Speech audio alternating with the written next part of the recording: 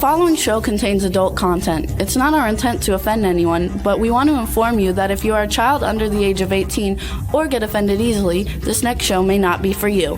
The content, opinions, and subject matter of these shows are solely the choice of your show hosts and their guests, and not those of the Entertainment Network or any affiliated stations. Any comments or inquiries should be directed to those show hosts. Thank you for listening.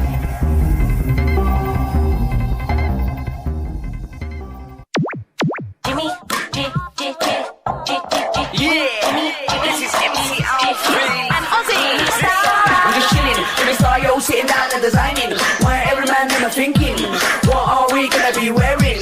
Yo, I'm a lyrical MC, you can't test me. Big up the girls inside the party, let's get down to crazy Jimmy. Big up myself and known as Alfie, the one and only, the Turkish MC. Always love the clothes of Jimmy. Bitch, I'm your one I wanna be, Jimmy Stunt, new celebrity. We'll take you out to Jimmy Stars. Hey ho, what's up everybody? Welcome to the Jimmy Star Show with Ron Russell, bringing you the good times in music, fashion, pop culture, and entertainment. We have a fabulous show for you guys today. I'm super excited about it. Our two great guests that we have today, we have director, writer, producer David Zucker. You guys know him from Airplane and The Naked Gun. I don't know, he's basically considered to be the best comedy writer director in the history of movies. He's going to be a great guest, and he's a very funny guy, so we should have a very wild, funny show because he's not a prude. And then we have our second guest, a very good friend of Ron and I's, Mark Baca Anthony, Emmy winner, stuntman, stunt coordinator, actor, producer, and so it's going to be a very fun show for you guys today. Just a nice guy. Oh, and just a nice guy. That's right. And we're working on 2 films with him. So I think it's going to be a great show. What's up, chat room? Oh, before we get started, listen, don't go away, because we have to find out why David Zucker and this beautiful brunette used to be an item. Shut up! Don't laugh. You can't hear. Used to be an item, and now they're not anymore. So I said maybe he had a little penis, maybe he has no money, maybe he's a schmuck. What do I know? So we're going to find out why they broke up. So hang in there, Dan. Don't go away.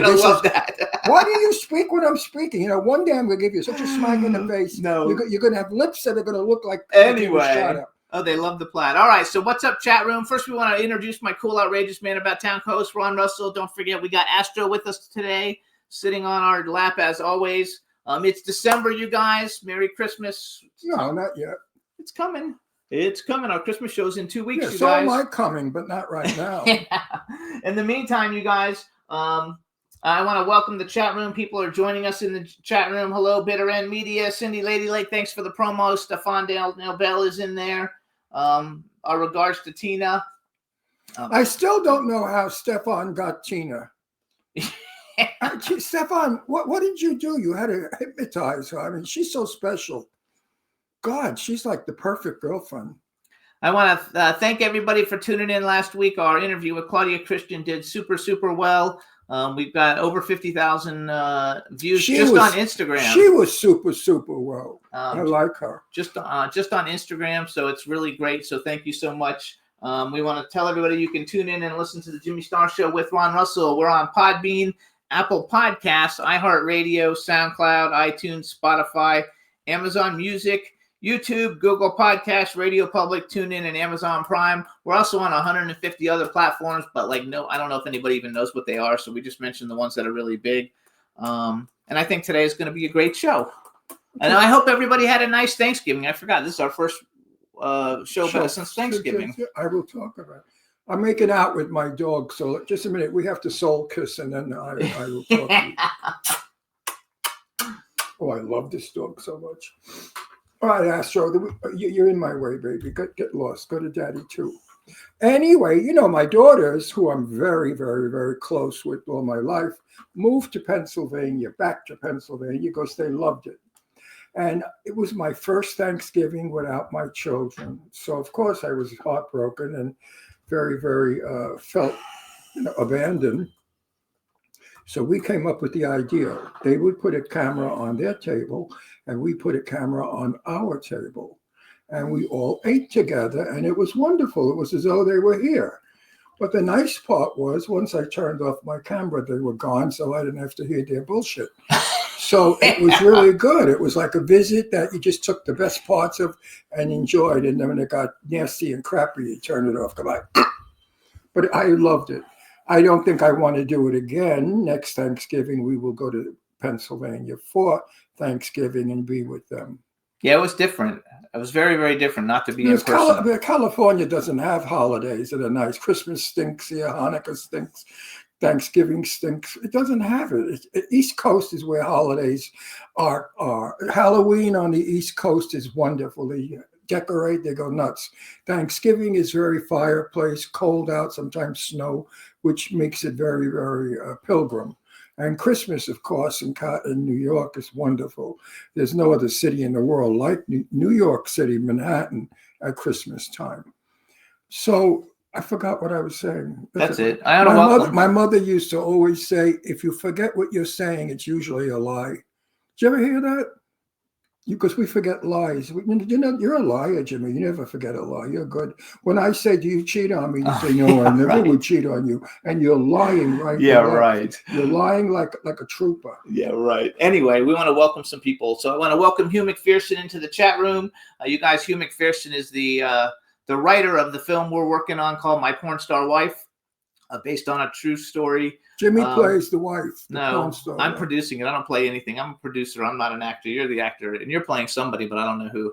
But anyway, it's called My Porn Star Wife. It's going to be really cool, and I think everybody's going to love it. And we should hopefully be shooting by the end of next year. The title is very deceiving. It's a comedy. Yeah, but you think porn star wife. Porn star. Porn star wife. You think she's going to be some sexy naked tomato that's a porn star? No. How do you know? Because I read the script, you dumb bastard. No, you didn't. Yes, I did. I read the script before you got it. They offered it to me. Yeah, right. And then I turned it down, and then they sent it to you. Anyway, it's going to be a lot of fun. You can check it out. It's on IMDb. We're working on it now for funding. And Hugh's going to be in it. And it's basically loosely based on his life. So it's actually kind of like a true story. With some embellishments, but it's going to be a lot of fun.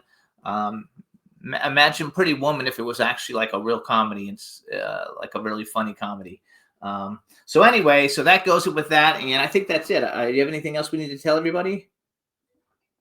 No, just I'm going to say how wonderful I am and how talented I am and how gorgeous I am, and I have a great body, and I'm really wonderful to talk to. I'm intelligent, I'm witty, I'm chitty, and I'm very, very modest. Yeah. I'm shy and modest. All right, so What? So I'm going to bring on our guest. What guest? The guest who you already spoke to. Oh, the guest that got dumped by the beautiful brunette. Oh, yeah, let's talk to him. All right, everybody. Where do you see this brunette? She's gorgeous. She's probably not coming on. All right, let's bring him in, Juan. And here I am. Yay!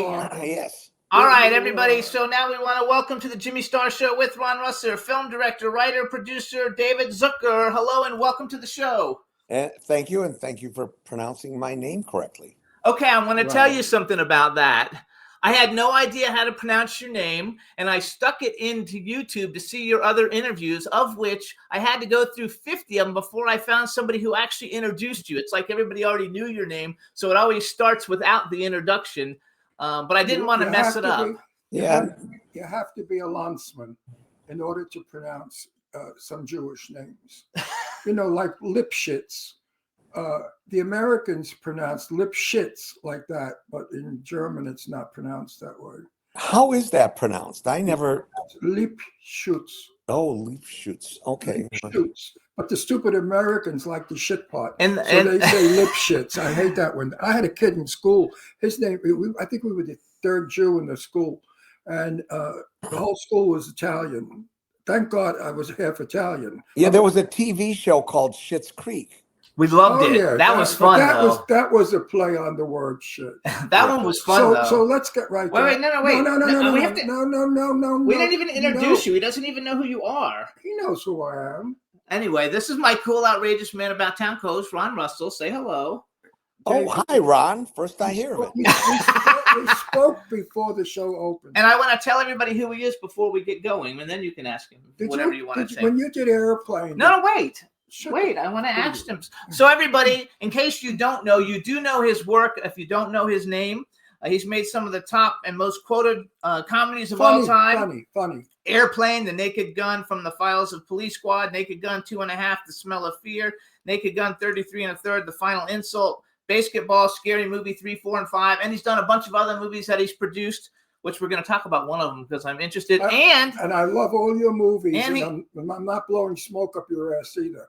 I really like your sense of humor. It's demented. I love that kind of humor. And he started a spoof comedy course called Master Crash, a crash course in spoof comedy, which we're going to talk about later. And I even have a video I pulled off your website. We can play for everybody. Your work is so original and so off key and so sarcastic and so I love it. Airplane, my dear friend is in it, Lorene Landon. I know she's in the second one. She played the stewardess. I never saw the second one. Okay, I believe that. The second one was not as good as the first one, but it was good. Usually the second movies are never that good. Actually, if they're done by the same people, they have a chance of being good. If they're not done by the original people, which the studios often do now, then they're not as good. So let me ask you a question going on that then, and see what first of all, in the chat room, somebody says Betsy Salzberg says hello to David from Torah Minion. So oh yes, I'm in the Torah Minion. Yeah. So she says hello, and actually her ex-husband is the one I'm doing a movie with called My Porn Star Wife. So 6 degrees of separation. Well, I'm working on a reality show right now, but it's called Porn Star Housewives. Hey, that's a good one, though. That's a good joke. Yes. That was a good one. It must be a lot of fun to be friends with you because of your humor. I wouldn't be able to talk much because I would be laughing more than able to talk. Now, who's that beautiful? It's not that funny. Let's get right to the chase.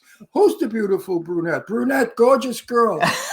That's my ex-girlfriend, Ellie Shoja, who is one of my housemates now. And it's Ellie, and then I also live with half of a rock band. And it's a fun house, and then there's another guy in the treehouse.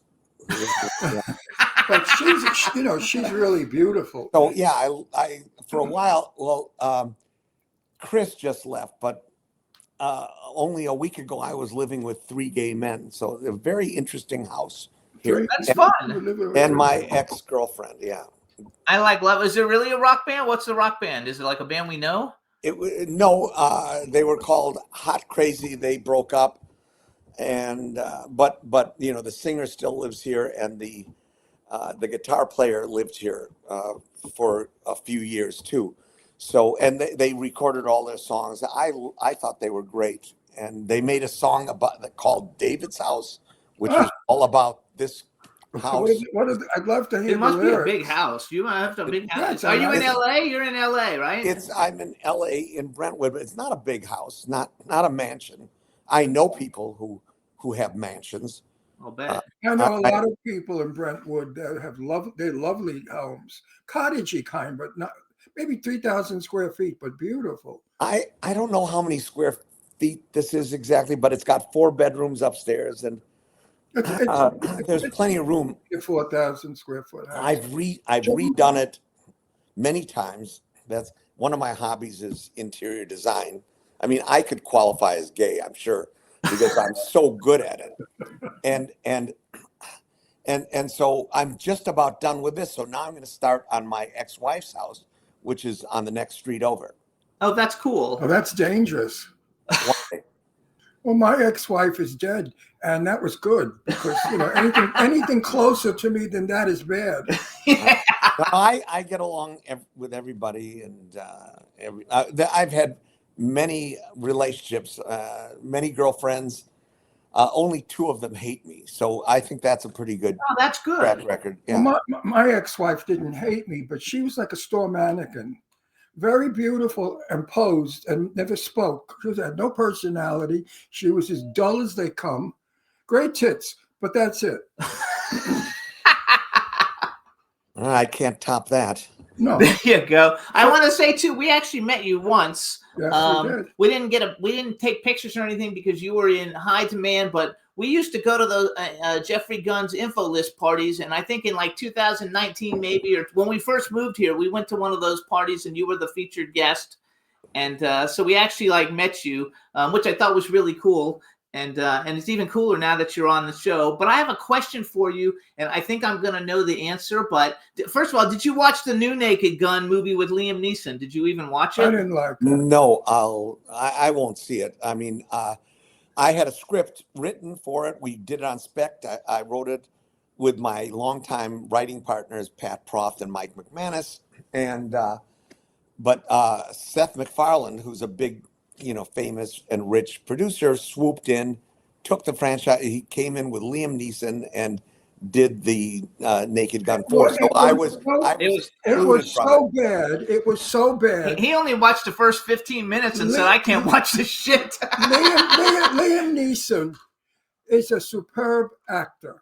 I agree 100%. He is so good, Oscar quality. Yeah, but not in that stupid piece of shit that I had to watch. They tried to copy. Nobody can copy what you do. You are the best at it. I even told that to Jimmy. I said, it's amazing how people have signature on certain films, and the signature of a good producer, director, actor, cast, and the signature of a mistake. And I of course don't intend to see it, but I did watch the trailer by mistake, and it's you can't unsee this stuff. It's like that thing 10 or 20 years ago called Two Girls, One Cup, and you can't unsee it. You don't want to see it. So I chose never to watch that because I just heard about it. So, but I could see that it was pretty much a copy. So it wasn't even a copy. It was anywhere near. They tried to listen, copy. For me to walk out on a film, I never, especially when people are in it that I know, like I got to see these people and talk to them eventually. And I just felt bad for Liam because he was so miscast.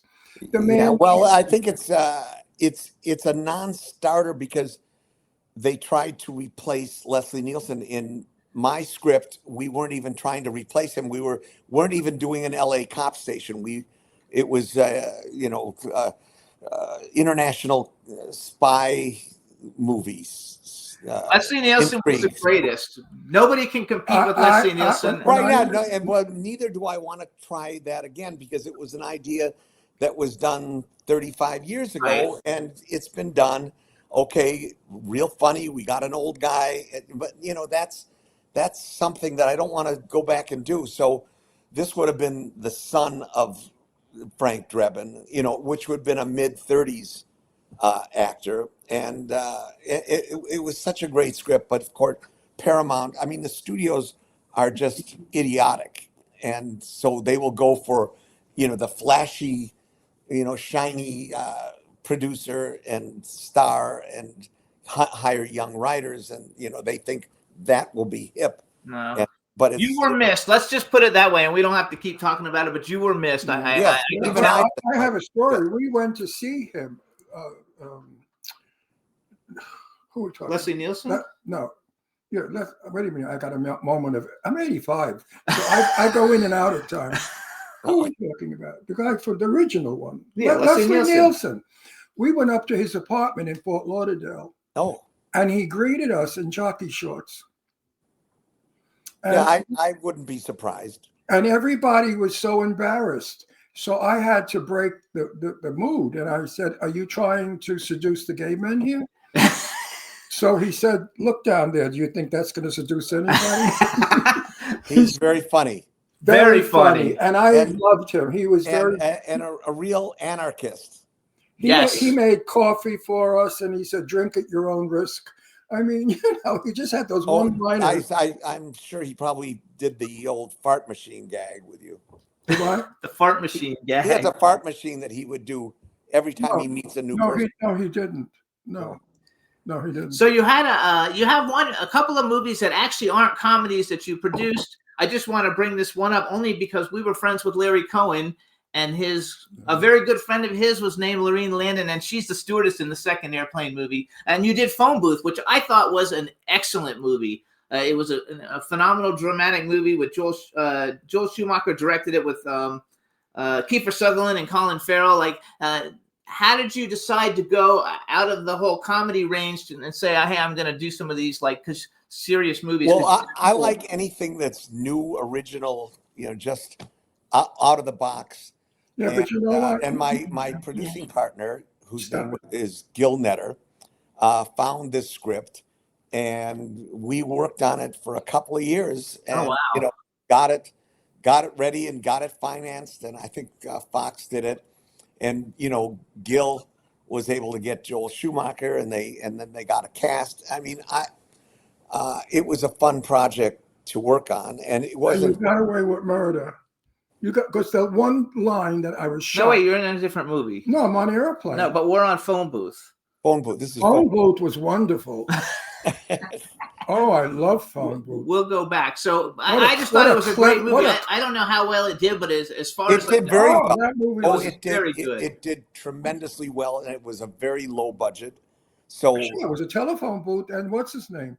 But I loved it because of the originality of it. I've never seen it. I've seen every film probably made because I'm 85 years old. So I've been watching films since 1950, 45 actually. Uh-huh. And I've, you look very young, but you're older than you look. He's nowhere near my age. I am. I'm 78. 78. Well, I'm still 85. That's pretty guess so. You look fantastic. I guess we were just trimming, following You each look other. fantastic for But it. I thought that the line that blew me away was when the little boy sits on the pilot's lap and he says to the little boy, "Did you ever see a naked man, a grown-up naked man?" And I thought that was, he was seducing the child. And it was very, very shocking for the day, but hilariously funny. So, you can't. All these gags were kind of suggested by a 1957 movie called 0 Hour. And 0 Hour had the same plot, and a little boy comes up to visit the pilot, and he actually does give him a little toy plane and asks him some questions. But, we just kind of pushed it a little further and had him be a pedophile. I thought it was clever because we were able to laugh at something that is so serious. So, because any little boy in our business has been seduced. I was seduced many times, propositioned, and I said, "You don't have enough money." Good, you set him straight. Yeah, he set him straight. I love it. So let's talk a little bit about Airplane. So Airplane was kind of like the first of its kind, and you used dramatic actors, to do comedy, and it was such a huge hit. How was it doing it, and how'd you come up with the idea to do it? Well, we were running a theater stage show review called Kentucky Fried Theater on Pico Boulevard in West LA for about 5 years after doing the same show in Madison, Wisconsin on the university campus. And so we were doing the show for a couple of years and realized, we had appeared on we were on the Tonight Show a couple of times, and we were on a bunch of national shows, but we really weren't going anywhere. So we knew we better write a movie. And we saw Mel Brooks movies, and those were funny, and Woody Allen movies, and we thought those were funny. But we also thought we could do this. And so we didn't have an idea, but when we saw 0 Hour, because we would leave the reel-to-reel tape recorder on overnight and get the commercials so we could spoof them in our show. One morning when we cleared off the tape, we saw this movie and said, "This movie's pretty interesting," and forget the commercials. And I think the first idea we had, it's unintentionally funny because it's so serious, and we could probably redub it. And then the leap that we did was, how about just remake the movie with serious actors and put in the lines as though the actors didn't know they were in a comedy. And that's exactly what we did. But that took 5 years. I Oh, mean, wow. I've got a script now that I've had for 5 years, and it's just as hard as when I was completely unknown. I am so glad you just said that, actually, because like I produce movies. I've produced a bunch of movies, and he's always like, "How come you don't have the money for this movie? You've been working on it for 2 years or something." I'm like, there's people that are really famous. I was like, that took forever, to raise money. And so the fact that you say that just validates it a little bit, that it's very difficult to get money, and you're like super damn Yes, famous. but yes, Yeah. but you don't get the projects that he Well, of gets. course I don't. I'm not him. He's No, but I Well, mean, I don't. his I don't break even was an airplane. take offers from projects. I mean, not that I'm being offered anything, but I don't want to be a director for hire. I would rather right. stay home and do my interior design. David, you could get $3 million for a movie in a second. But he doesn't. Yeah, make and I don't do movies for $3 million. That's the thing. No, I use that as a low budget feeling because some people can't even get a $3 million movie going, and they work at it for years. Well, and I know people who are high net worth individuals who invest in movies and that are like $1 million, $2 million, even $5 million, and they're no good. You can't get a good script. You can't get a good director. I mean, and the budget range No. that my new script is in is still very low budget, but it's like 12 or 15 million. Every now and then, one slips through the cracks. There's a film that you should watch. It's called Blind, Oh, he won't watch that. and No, it's Marcel horror. Welz did it. It's about a movie star who has laser surgery and is accidentally blinded. And she lives in her beautiful home in the Hollywood Hills. But there's a psycho out there that moves into her house, and he lives in the basement, and she doesn't know it. It's a thriller. It's a low budget. I mean, low budget, like I- no money. I'm in some shitteroos. I'm in some movies that when people say, "What's out?" I don't tell them. Because, no, really, I'm too embarrassed to tell them I'm even in the friggin' film. So I just ignore it. But this film was done. He's German, from Germany, so therefore he has that wonderful, how Europeans film and do, interestingly. Just to give you an idea, because I can't say the budget, but it's a five-figure budget. That's how low the budget is. It's very, very low. And it did very well. They made a sequel to it and ruined it because the Oh. sequel became Chop 'em. Because my first one didn't make any money, so the second one is a chopper film. The minute you chop people up in a movie, it's over for me anyway. Yeah. You don't do horror, though, right? You don't like horror. No, I don't really like horror movies. However, Neither do I. I directed and co-wrote Scary Movie 3 and 4. So Yes. and those, and I didn't realize you could do a spoof on a horror movie because I thought it was already, they're not really grounded in reality, but I guess they are because the Wayans figured it out and they did the original Scary Movie, and it was a big hit. I love Actually, Scary. those movies are hilarious, though. Scary And did you movie. Did you know the movies you were spoofing? Did you know what the movies that you were spoofing were when you did it? Of course, I mean we not when Bob Weinstein said, "Okay, we want to do Signs in the Ring." I'd never heard of them, so I had to go and see them, and so we wrote the script with Craig Mazin and Pat Proft. I love it. I think it's fabulous. I love that movie. I really like your work, and I'm happy to say I don't have to lie about it. Because, Which is what you usually do with your guests. That It depends on who they are. no, because a lot of times I have to lie and I have to make believe I like what the shit they put out.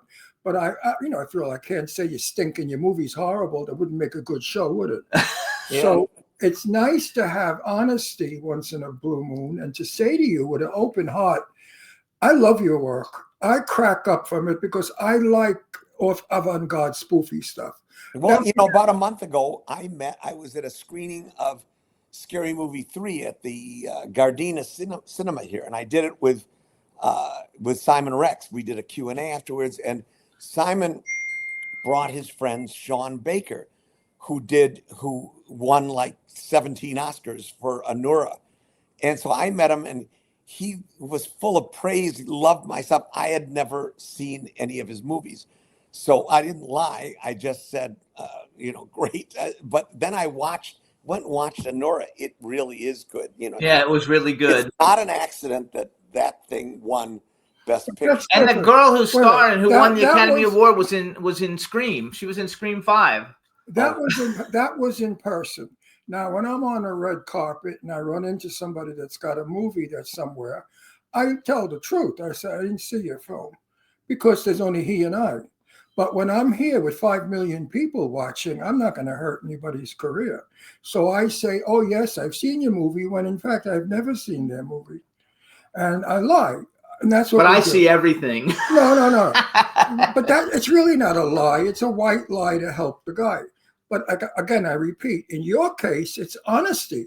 I love your work. I love your movies. I watch them over and over again, and I see something new in them, and I crack up laughing because I'm from the 1940s and 50s.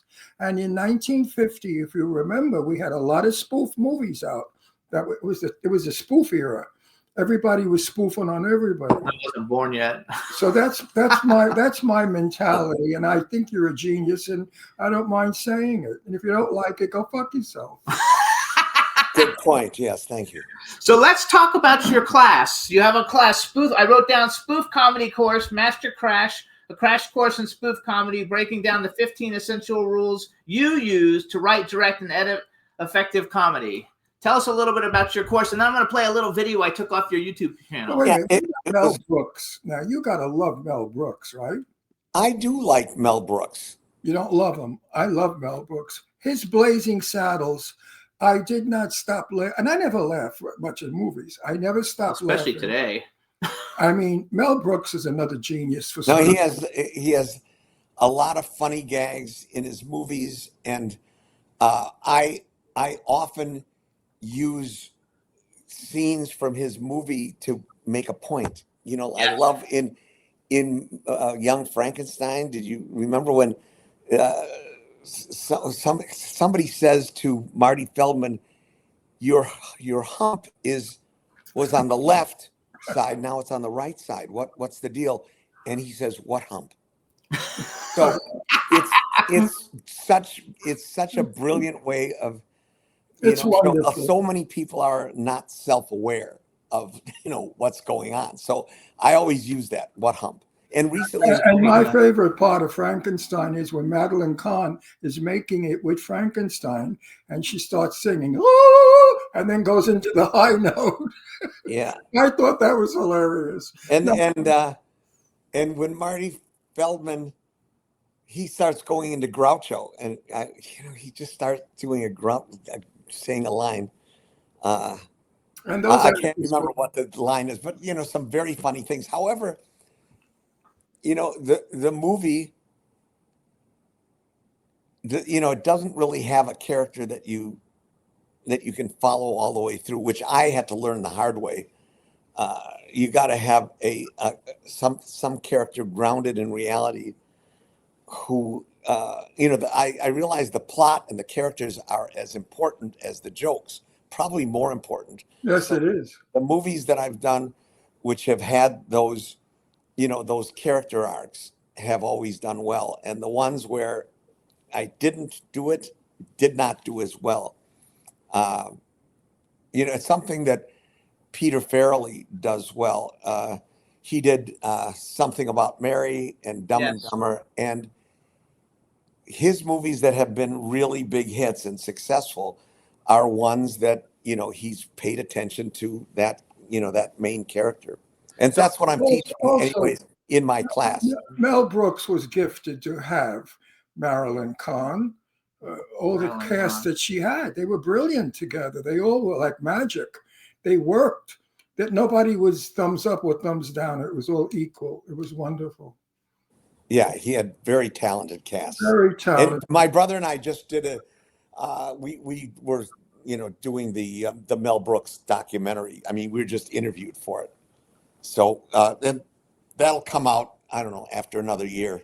So I love it. So before we go to the spoof comedy thing, in the chat room, someone said Kentucky Fried Movie is a masterpiece. Where did the name Samuel L. Bronkowitz come from? Oh, we just thought it sounded like a real one of those old line producers. And we were just kind of a seat of the pants production, trying to, everything. We didn't have any credit or anything, and our producer Bob Weiss was trying to rent equipment, and they wouldn't give him credit, or they wouldn't want to let their equipment go.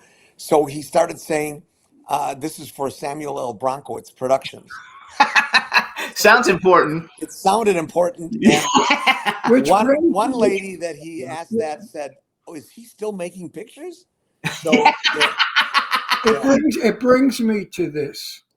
The greatest comedians ever were Jews, and primarily from Brooklyn. Brooklyn Jews have the best humor. I know because I'm from Brooklyn. And we cracked up. Everybody was funny. All the old Aldecocker men, they come out with things that you drop dead laughing from. I mean, one-liners, and they never meant to be funny. So what happened was Hollywood, which is very primarily Jewish in production and direction and most of everything, the talent is Jewish humor. And I'm not saying it because I'm prejudiced, but I'm saying it because it's true.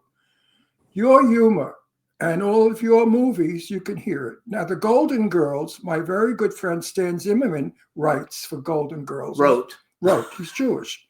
And he said that most of the writers on that show were Jewish. Jewish people have, maybe it's because we've been tortured for so many years that we've had to learn to be funny, to overcome the horrors that have been done to us, right? I don't know what it is, but something about Jewish humor. that Jews may be disproportionately represented, but there are so many great comedians like Bob Hope, Yep. Steve Martin, Eddie Murphy. I mean, Kevin. There's Bob you Hope just forget. Bob Hope was not funny. Bob Hope was a tight-ass wasp anti-Semite. So I'm not nuts about Bob Hope. I didn't know he was an anti-Semite. Oh, terrible. He wouldn't work with black people. No, he was awful. I know that from the day. Jane Russell, my best friend, was also Bob Hope's friend. So I knew a lot of stuff through Jane. Oh, well, I don't know about any of that. Oh, yeah, Bob Hope was a terrible anti-Semite and a racist. So wait, I want to go. As was Bing Crosby and most of the people in those days. So if you were Jewish, you didn't get too far in the 1940s unless you were superb. You had to be so outstanding, they had to forgive you for being Jewish. Well, the Marx Brothers did all right. Yeah. Yes. I knew that. Actually, one of the Marx Brothers lives here. Yeah, I knew him. Piano player here. I don't know if he's still piano playing, but one of the brothers. He's like 100, and he plays every Monday night at a piano bar here. He's still playing. There can't be Chico, Groucho, or Harpo. No, they're all dead. He's the son. Oh, he's the son. I'm saying, my bad. I'm sorry. Oh, it may have been maybe Harpo's son, Bill. Yes, Bill. It's Bill. That's his name. Bill Marx. Bill yes. Marx. Yeah, I know Bill well. I sang at his piano many times. But Bill Marx is a sweet guy, a nice guy. So I want to go into your comedy course because, first of all, I think a lot of people, everybody who watches the show basically is in the industry or wants to be in the industry. And so if people are interested in comedy, I think that what you're doing will benefit them. So why don't you tell us a little bit about it? Well, it really is for people who want to be in the industry. And so many people we hear about that they're funny at parties, they're funny with their friends, but they can't translate it to, get any traction on writing a script. I've made all the mistakes. I just, I have so much experience that's why we evolved this set of rules, which is mainly things not to do, plus another 100 or so, which we call the glossary of terms. And, I've made all the mistakes, and I think I can really help people get into the business and do some good work by just avoiding wasting time on stuff. How are you as a director? I've worked with directors that I wanted to spit in their face because they called themselves a director. That was nerve. I worked with a director on a very expensive horror movie, and I was on set, and I said, "But where's my director?" They said, "Oh, is he in the other room with the television?" I said, "What is he watching, cartoons?" They said, "No, he's watching us. He's directing us." I said, "He's directing us from that's not how I work." I worked with, what's his name, the greatest director in the world, when I did That Kind of Woman with Sophia Loren. I know, I forgot his Oh, name. I can't remember. Anyway, let him answer your Anyway, question. he came down and spoke to us, and he was so big he didn't have to talk to extras. You should Well, have everybody else. we were all, Jerry and Jim and I were all writers first. And so and Mel Brooks said this a lot, that he directs out of self-defense. He writes this material, he has a vision, and he just wants to make sure nobody else is there to screw it up. And so Jerry and Jim and I, after writing Kentucky Fried Movie, we were on the set with John Landis. And Landis did a great job, and we learned about what the process was, what a director does. And but we also knew that when we did Airplane, which was our next movie, we had to direct it ourselves. We couldn't, and Paramount wanted to shop it around to other directors and everything. We just knew that, why do we need a middleman? We can do this. We watched what Landis was able to do, and Landis added a lot of great jokes, and we just learned what the process was, because we had never even been on a movie set before Kentucky Fried Movie, so we were ready to do it. And then we had the great advantage of having this movie 0 Hour to spoof, and so that had the whole plot, character development already there, and we didn't even realize how important that was until we did Top Secret, and we didn't really know about that, and so we corrected it, and then we did Ruthless People, which had Great movie. Yeah, Ruthless People was written by Dale Launer, a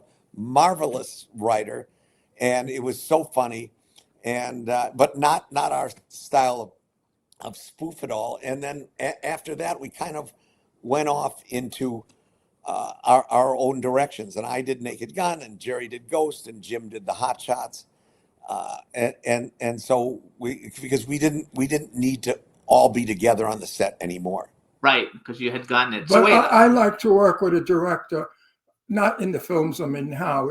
When I used to be in real movies, I call them real movies. Not the shit I'm in now. Right now, I'm going through my Betty Davis, Joan Crawford's era. When Betty and Joan had to do Baby Jane for $60,000. I'm going through that period of my life because I'm 85. What are they going to do with me now? Romantic lead, swashbuckler, and they're lucky I could stand there. So I forgot what I was talking about. But you look very spry for 85. he's very spry for 85. Yeah, I know, but I want a director that comes over to me and tells me, Ron, you stink, don't do that, do this, stand there, smile, I like the other angle. I want a director that takes an interest in what we all do to make a movie good. Well, I think, real The directors nowadays, you have to admit it. The indie directors, he's different. No, He doesn't run in our circle. He runs in a big circle. Of course, because he's a professional. We have jerks. But I think I've been on some movie premieres where it's an indie film and they're low budget movies, and I see and I even talked to the director of one of them afterwards, and I said, I did my usual, I picked out, I don't lie, but I pick out things that I liked about it, rather than saying it's a great movie.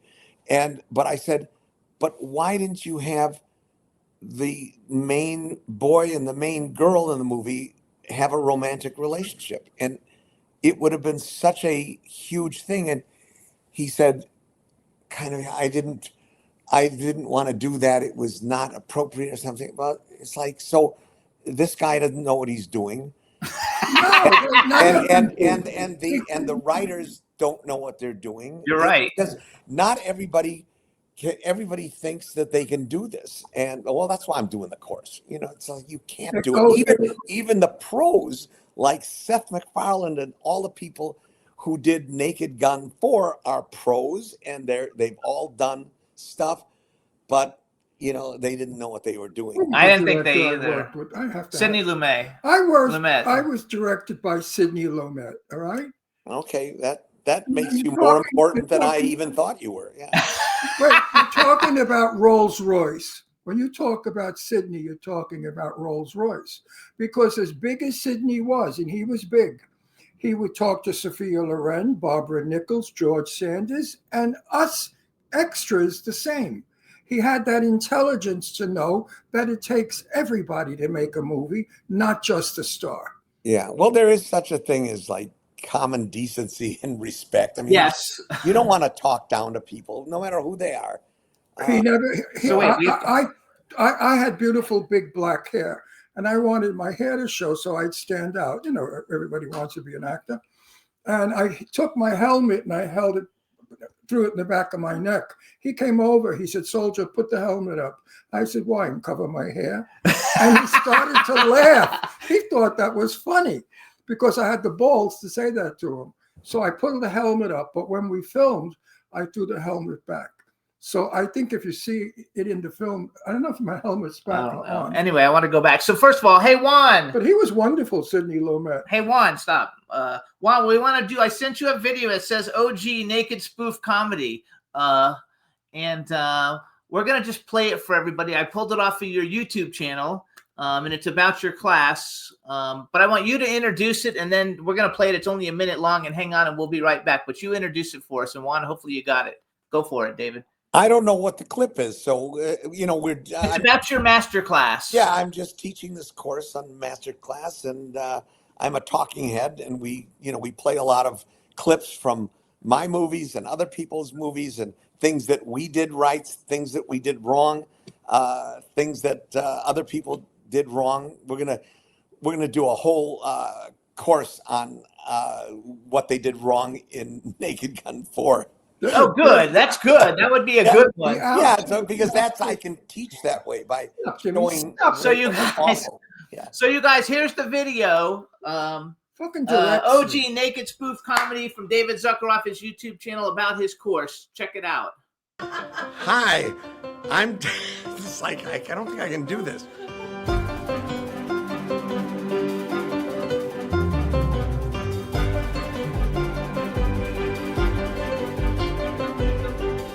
We kind of, over the years, assembled 15 rules that help to guide us. Now, I have to say, they're only our rules, but they do apply to anybody who's attempting to do this kind of spoof. All these people, when they try to imitate our style, probably less successful because they are not aware of the rules, the 15 rules. Jim Abrams is probably looking down at me and saying, "Oh God, is David trying to take himself seriously?" No, I'm not.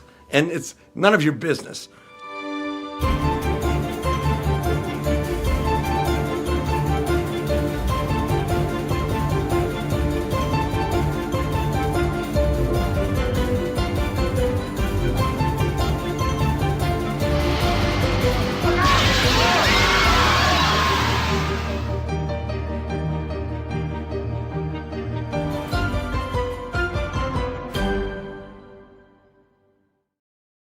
So you guys could go to mastercrash.com to get more. Now you know the clip I picked. That's the trailer, I guess. Yes. This is going to be a very funny film. That's not a film. It's What a is it? class. To teach you how to be a fucking writer and how to. Oh, I saw every. Well, Those are his movies because he's using those to promote the fact that he's Okay. teaching a master crash. I got it. like, it's like a trailer for a movie. You try to lure people in to see the movie, and so so they won't be You too should disappointed. do a movie. And here we're luring people into our master crash course. But think David, it's you should awesome. do a movie with all your outtakes. Outtakes are hilarious. They aren't really outtakes for comedies. They would be used in the movie if They're good. if they actually were funny. So when they do the special additional materials for the Naked Guns or Airplane or Scary Movie, it's stuff that didn't make the movie, so it's not that funny. And then if you do people going up on their lines, I don't find that stuff funny because I don't know what's funny about somebody blowing a line. It's like we've seen it so many times, it's not funny anymore. I agree with you, but nobody ever mentions that. So in that trailer that we just played, you had your book. You have two books I know. One of them is called Shirley, You Can't Be Serious, The True Story of Airplane. I love the Shirley reference at the beginning, the way you did that, even though you spelt it, Shirley, like Surely. But it was really cool. So where do people get the book? They can get it on Amazon, or occasionally a bookstore will have a copy. But you can get it on Amazon. I love it. And then you have another one, Before the Invention of Smiling, the incredible journey of the Zucker family from horse and buggy to indoor plumbing. Yeah, I love history, and I read all nonfiction history biographies, American history. And so I was also interested in the history of my family, because from the time I was 5, I would sit at my grandmother's knee, and she would tell stories about how she grew up in this little village in Hungary, and how they had to sneak over the border to get into Poland, and they went in a covered wagon to a train station in Krakow, and the whole journey. I was fascinated that this was some adventure that my family had, and so I started researching it, and then using the internet, I could get all this information, including the Ellis Island records, and I had the exact dates, what ship they came in, and anyways, so it's done, and I do a lot of humor in it too. So I have all that stuff for my grandmother. That nobody came here illegally back then, because you weren't allowed. They used to spray them. Imagine they spray the immigrants with something because to disinfect them. They'd spray them with a hose. I talk about that, but yeah. So let's go into because we have to go. So here's something I like to ask everybody, and I'm not sure how to ask it for you. So let's just do it this way. Bucket list. If you could have directed any movie that's ever been made, or you could, if you don't like that question, you could go to like, what is your favorite movie? That you really like. And the second part is, if you could direct any actor, living or dead, who would you have liked to have worked with? Well, I wish I could have directed Brando in Airplane 2, because that's what our idea was. Bob and Julie fly down the plane. He takes her home to meet his family, and they get married, and it's The Godfather. And we didn't even want to do it on a plane because, Jim and Jerry and I always wanted to do something original. We're not like Naked Gun 4, just doing a copy. And so if we could have done that, we could have probably gotten Brando. It would have been. Yeah, but if you got Brando, you wouldn't have hair on your head today. There's no, You there would have aren't pulled any. it all out. He Yeah. was impossible because Lorraine Landon, who we spoke about, actually, it's my niece was married to Brando's son, Christian. And Brando was a very impossible person to. Well, he was in a spoof, and some director directed him, and I'd have to ask that guy. But I'll tell you, there is no actor that I haven't been able to deal with, even the ones they said Or difficult. were difficult. I never had a problem, because I would always be aggressively insulting toward them, and they loved it. I bet you could never direct Faye Dunaway. There is no one I couldn't handle. Good for you. I love that. I love that. Faye Dunaway is insane. Everybody. Yeah, that's worked I with her find says a way. she's I find a way. I've never had a problem. Even Val Kilmer, we got along great. He was moody, but Actually, they asked that in the chat room. Talk about Top Secret and the late Val Kilmer, another classic. yeah, Val was great, and we would run into each other in the years after Top Secret, many years after that, and he was always friendly. And when Jim and I would talk about it, we figured out that Val was a Juilliard trained actor, and we gave him this crazy script, and it was our fault that we didn't give him a character. And so I know that he was lost, and yet it was his first movie, and so he had a lot of respect for us as director. He assumed we knew what we were doing. We really didn't, and he still powered through it. But I remember he was a quirky, very serious guy, and but whatever it was, it wasn't his fault. And this is part of the thing that I'm trying to teach in Masterclass. You think you know what you're doing. You're so confident that you know what you're doing, but you may not.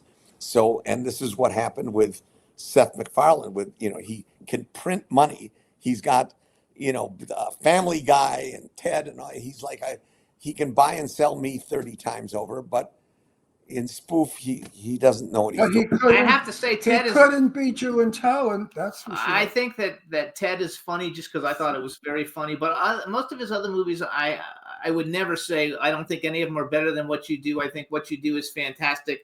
Everybody, go to masterclass.com. Master Crash. Master Crash. Oh, I'm sorry, mastercrash.com. And his Instagram is themastercrash.spoof. And his Instagram is the David Zucker. And I had to look at how I wrote Booker down so I wouldn't mess up your name on the thing. Oh, Have you ever seen the movie that Zsa Gabor made, Maidens from Outer Space? Now, that movie is a serious movie, but it is the campiest movie I have ever seen. Well, I have not seen that, but I did direct Zsa Gabor in Naked Gun. Oh, for 1 minute. For 1 minute. You couldn't take her for 10 minutes or an hour. But there again, he has no problem. He's telling you. I have no problem. I just, I'm like, give me the ball. I can. She didn't direct you? No, she was. She Everybody was didn't tell you how completely she didn't pleasant. say to you, David, this is how I should do it? No, never. Nobody, no one would dare. I'm David Zucker. Don't you want to? I love it. So real quick, you have because I actually. Hey, wait a minute. I want to say something. David, please come back again. Oh, I hope you enjoyed our show and come back. I have. Of course, I'll come back and You're very interesting. Endure You this again. have a lot more to say than And you said. have a new movie about Malta, something to Malta? It's the Star of Malta. We're in pre-production now. We're casting.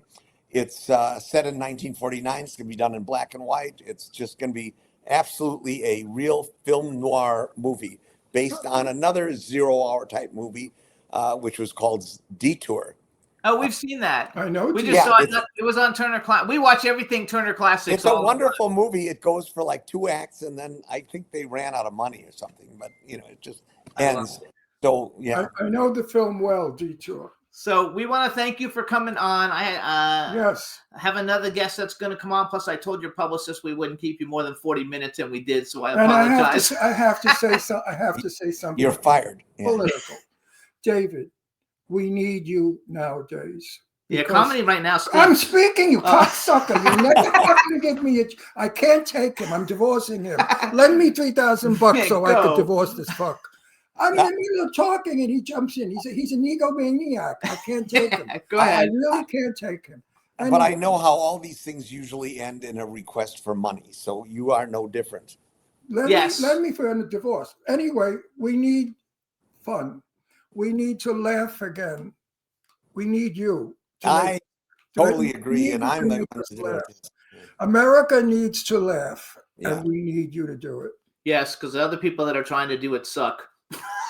Well, it's just that we're on such horrible ways with such other country. The world is really that Naked Gun. So just to give you an idea, I wrote that you were coming on the show. I have like 1 million followers on social media, and I wrote the Naked Gun, and somebody assumed that you did the new one. I was like, and they were like, that was the shittiest movie I've ever seen. I was like, yeah he didn't do that one. Yeah. I wanted one question before we go.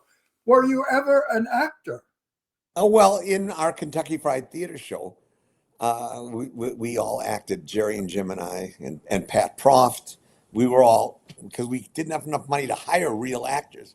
So, we did it. And we could perform our own material. Makes you a better director. I find directors that were actors are better directors. Well, and the fact that we had a live sketch show, we had that feedback, instant feedback from the audience. We kind of learned what was funny. Right. And also, our piano player in the show was a guy named Steven Stucker, and he was the flamboyant air controller in Airplane. Oh, there you go. Okay. Yeah, we wrote the part for him. I love it. So, everybody, this is David Zucker. Thank you so much for coming on. Congratulations on all your success, and the best of luck with the Star Malta 1-2. Thank you, Yes, guys. David. Thank you so much. It's a pleasure to meet you again. Bye-bye. Take care, babe. What a nice guy. What a nice guy, you guys. All right.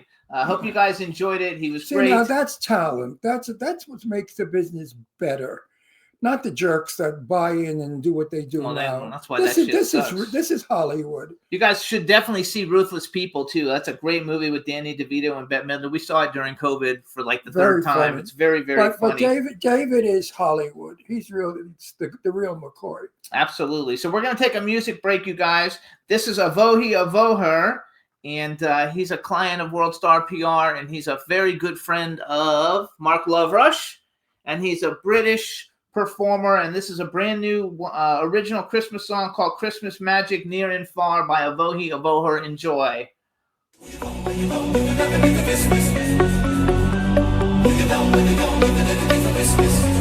Snowflakes fall, blazing lights. All the world is feeling bright. From Tokyo to LA nights, we will dance to morning light.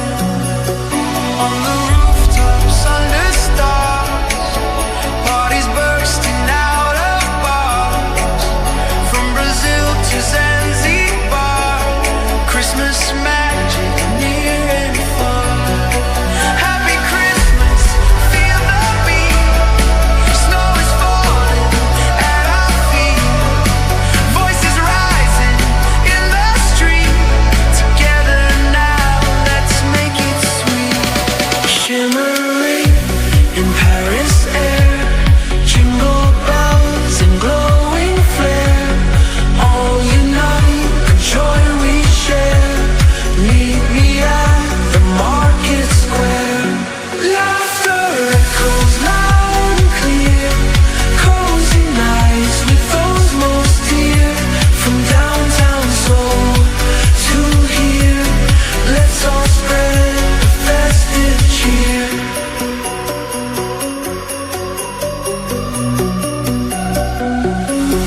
Global tune that we all sing. From the subway to the king, joy to every living thing. This Christmas love is taking wing.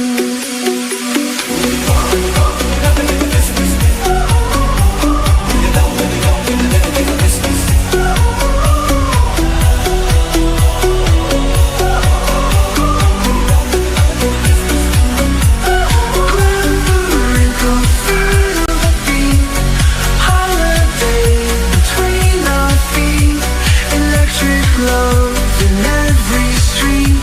Together now, let's make it sweet. Shimmering in Paris air, jingle bells and glowing flare. All unite, joy we share. Meet me at the market square. Laughter echoes loud and clear.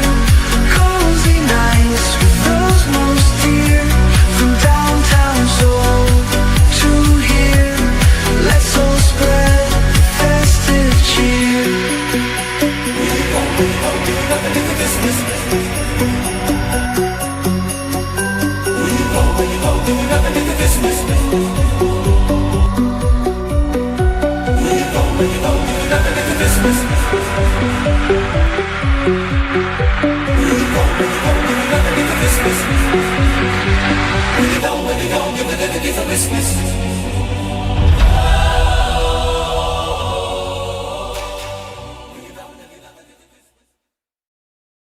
Yay! That's Christmas Near and Far by Avohi Avoher, a UK artist.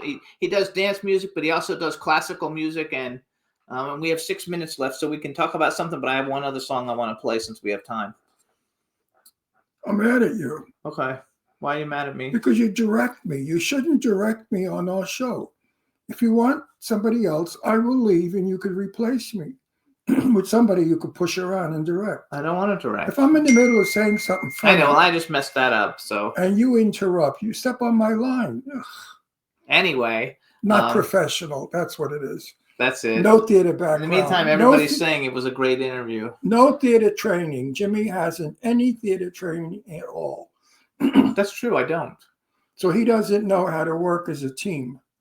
When we have a button, we call it a button. We build up the joke and then we hit the button, which makes people laugh.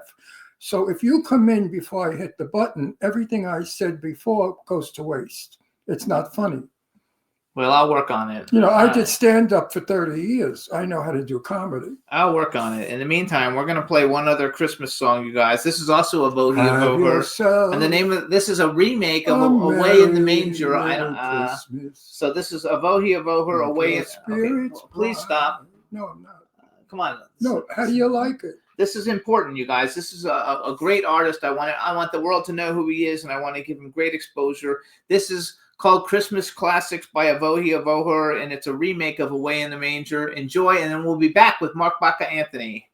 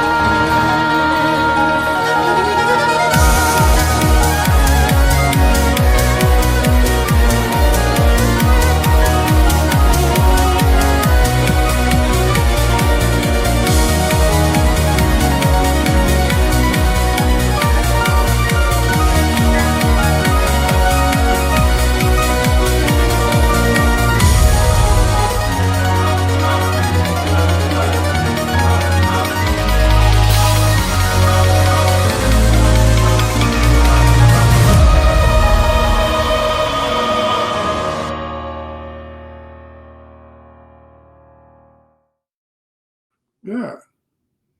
That's actually No, the other girl. Oh, I don't know then who that is. Hey, everybody. So The what's other up? girl, the girl that was there with the baby. I don't know what you're talking about. When we ate out in the patio at the home. That was the lady who owned the place. That's not who. That's nothing.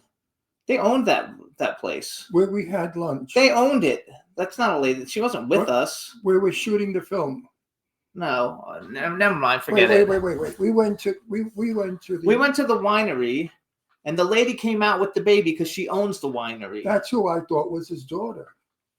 The lady with the baby. Yeah, but that's not our guest. The other guy who owns it was a different person. I know that.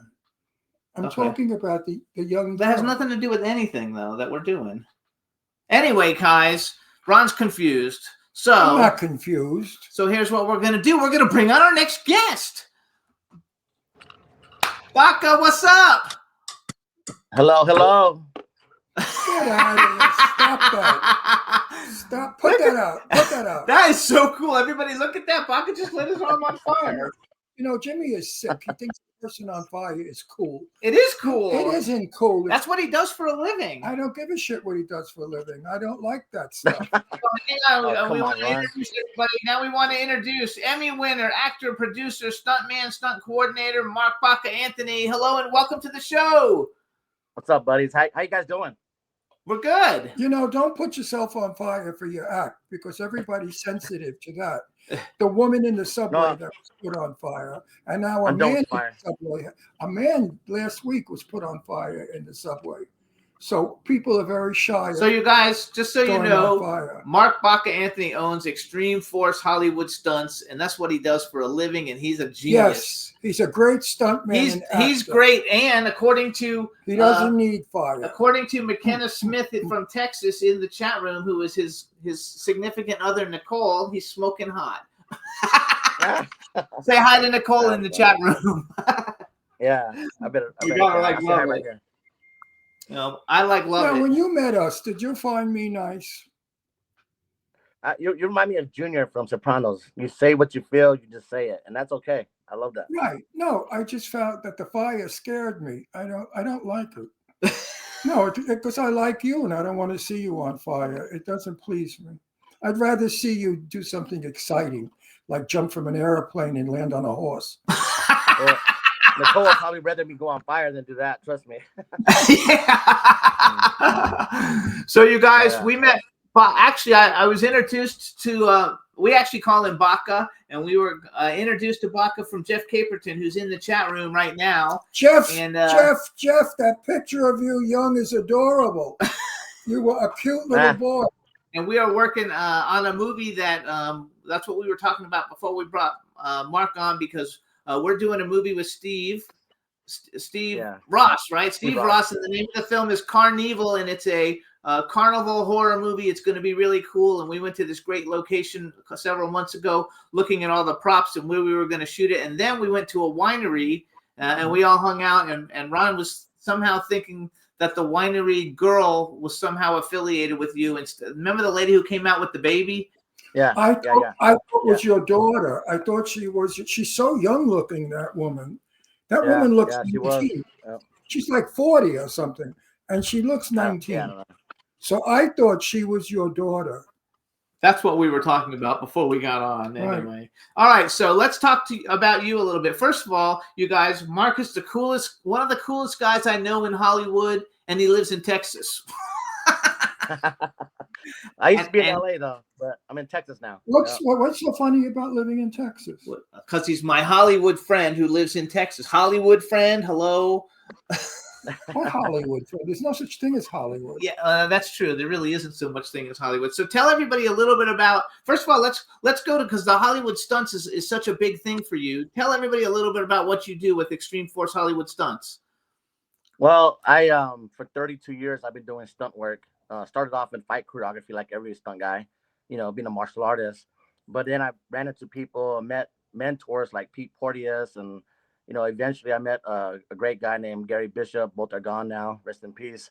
But it was mentors like that kind of gave me the inspiration to keep moving forward, to get better at different aspects of stunts. And people like the Dashnaws and the Armstrongs, they're like they set the bar up high for stunt guys. So I learned really quick that if I want to be successful, I couldn't wait around for people to give me opportunities. I had to create them. So that's exactly what I did. I bought out people who were old school stunt coordinators. I purchased their equipment. I learned from them, and I created my own team, Extreme Force Hollywood Stunts. And I've been doing it here in Texas for 5 years. Been in the game for 32 years, and I'm still going. And it's been a wild, wild ride. Let me tell you a quick story. I knew Burt Reynolds really well. Burt and I were friends for years. And he said everything in his body was broken from stunt work. And he said to me, I'm going to die young because of it. I said, no, you're not. And he didn't die from it, but I saw him again in Florida as an old man. He couldn't move. He was arthritic. Although he was like, are you worried about that happening to you?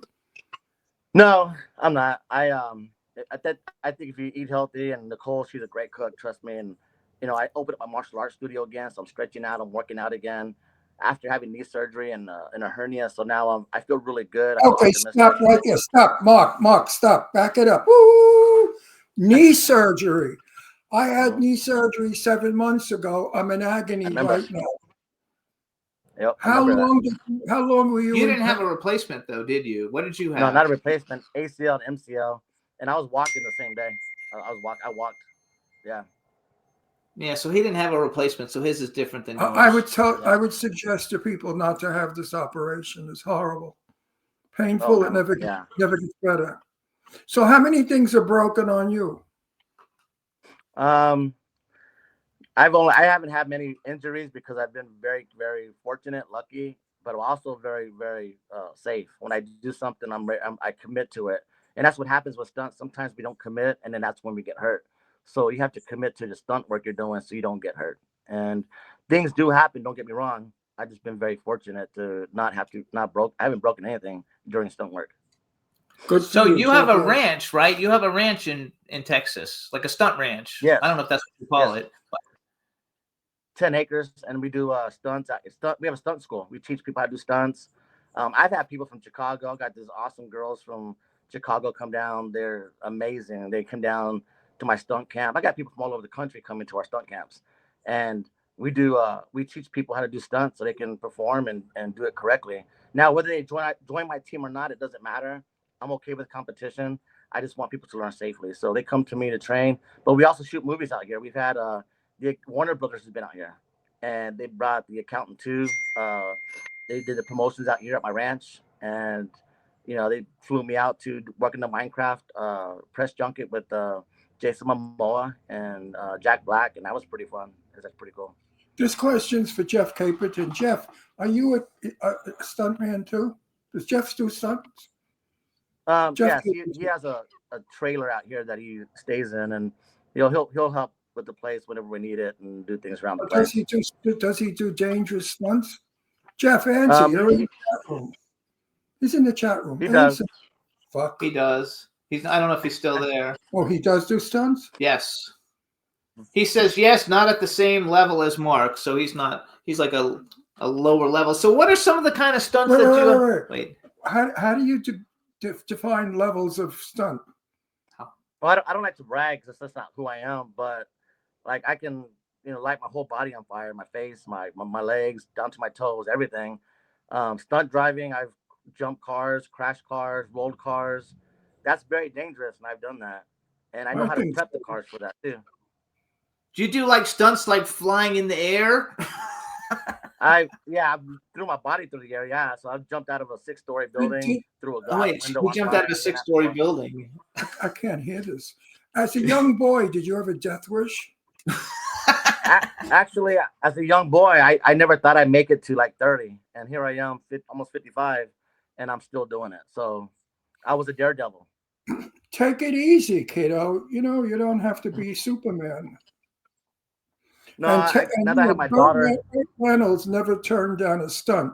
They said, we want to come in for close-up of you jumping off the car as it hits another car. And Burt would say, okay. I don't know if you guys caught that too, because he doesn't really brag, but The Accountant 2, the Ben Affleck movie that's like $100-something million movie in Minecraft.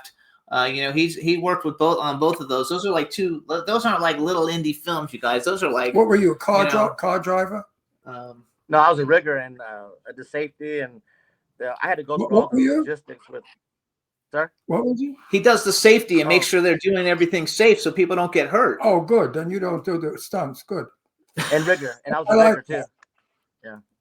I think it's freaking I awesome. thought you were very nice, and I would hate to hear anything ever happen to you. So don't do it. Better you supervise. I also wrote down supervise. Pretty much what I do mostly. So you guys, some of the films that he's also worked as a stunt performer, The Quest, which for all you fight people, he's a big karate guy. That's Jean-Claude Van Damme, Aki Aliong, who's been on our show, Roger Moore, Jack McGee, who's been on our show, James Remar. He also did the Divergent series, Allegiant. He was a stunt performer with Naomi Watts, Shailene Woodley, Theo James, Jeff Daniels, Octavia Spencer, Ansel Elgort, Miles Teller. I mean, these are like huge things. And he does indie stuff too. And I today before we got on the show, I was like, oh shit, I didn't bring a video that we could play for Mark. And so you guys, he did a movie called Six Wheels from Hell, but he's an actor because he also acts, and he's a really good actor. He has another film called The Powderhorn, where he plays that we're turning into a featured film that he's playing one of the lead characters. But he did this movie Six Wheels from Hell, and he plays the mother trucker. He plays Mother Trucker, the psychotic killer trucker from hell. I like the motherfucker. Yep. No, Mother Trucker. Oh. Not Motherfucker, Mother Trucker. And also, we want to real quick before we play the trailer and let you talk about it, just give a shout out to April Rawlings, who's in the chat room. Hey, April. Oh, April's amazing. April's amazing. She's a stunt performer from Chicago. That girl has so much talent. I'm gonna put her in some gigs. She's amazing. Like we have to use her in some of our films. Yeah. Are you in our movie, the clown, the whatever movie? The clown movie? Is it a clown movie? It's called Carnival. He's one of the producers. Yeah, it probably will be somebody. I'm in another fucking clown movie. It's not a clown movie. It's a carnival movie. There's a big difference. I've done 6 clown movies. I'm done with clowns. No, this is going to be a good one. This is I have nothing to do with clowns in this movie, right? There's a clown in it, but there's lots of people in it. It's a carnival movie. Anyway, it's called Carnival, you guys too. There you go. What's the website for that? Do you remember? We can send them to go look at carnival.com or something. Mother Trucker. Oh, Mother Trucker. Yeah, go to Carnival. That's a Mother Trucker. Like Mother Trucker is the name of the clown. So wait a second. Do you have your director? Do you have your own Funko Pop that was also made, or no, or just a picture of the Funko Pop? Yeah. I just haven't gotten it yet, but yeah, there's a Funko Pop that's made for me. Plus, I got the stickers. I love that. We actually have those. So tell us a little bit about the film, Six Wheels from Hell. Yeah, I play a killer trucker, and it's a unique truck. Evan Allen's a great writer and director. Yeah, he casted me as the lead, and it was fun. But, doing acting and then doing stunts. Oh, no, we froze. You froze, Mark.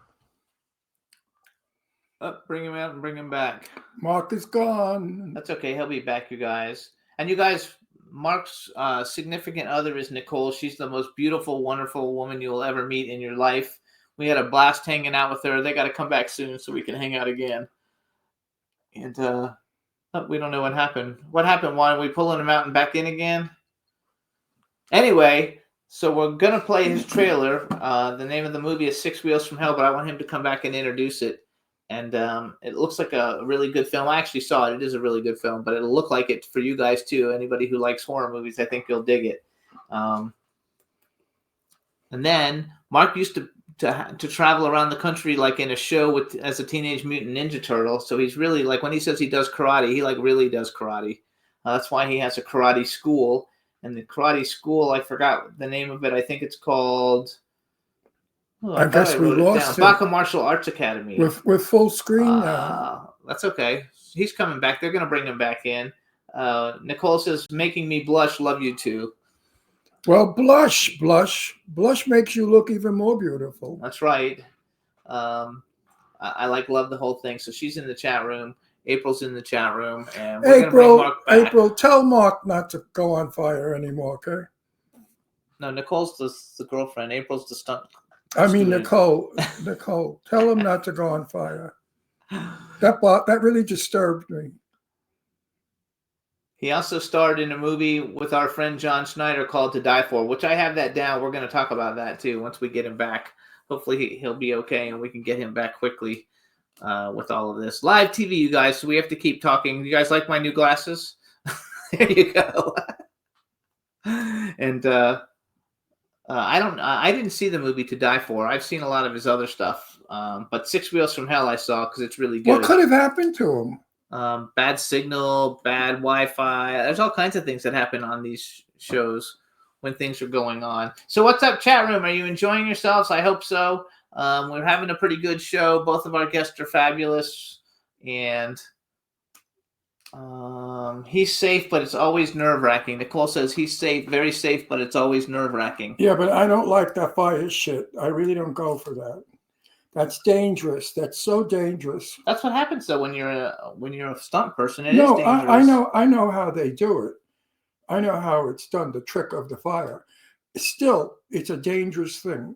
You can hurt yourself. Oh, absolutely. But when he jumps out of a 6-story building too, he could hurt himself doing that and driving cars and rolling cars. I mean, what a way to make a living. Every minute you're ready to die. No, that sucks. Well, now he teaches people too, though, and I'm that's a glad. good way I'm to make a glad. living. I'm happy Mark is a teacher. He's not doing that crazy shit anymore. Oh, he still does it. It just depends. So you guys can check out his Instagram. It's Extreme Force Hollywood Stunts, and it starts with an X. So XTREME Force Hollywood Stunts is the Instagram, but the actual website, I think you write the whole thing out. Extreme EXTREME Hollywood, Extreme Force Hollywood Stunts.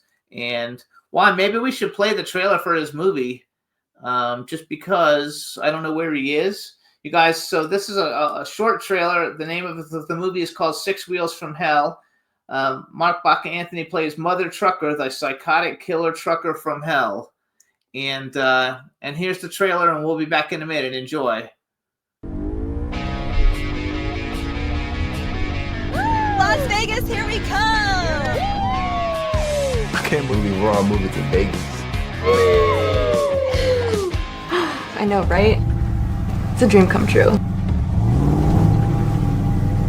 Wow, super creepy dude. Mason, stop. I think he heard you. What if someone walked up in the back of his semi?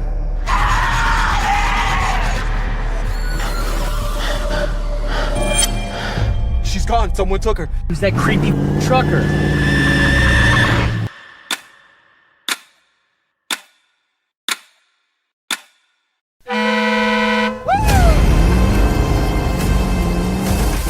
What are you doing?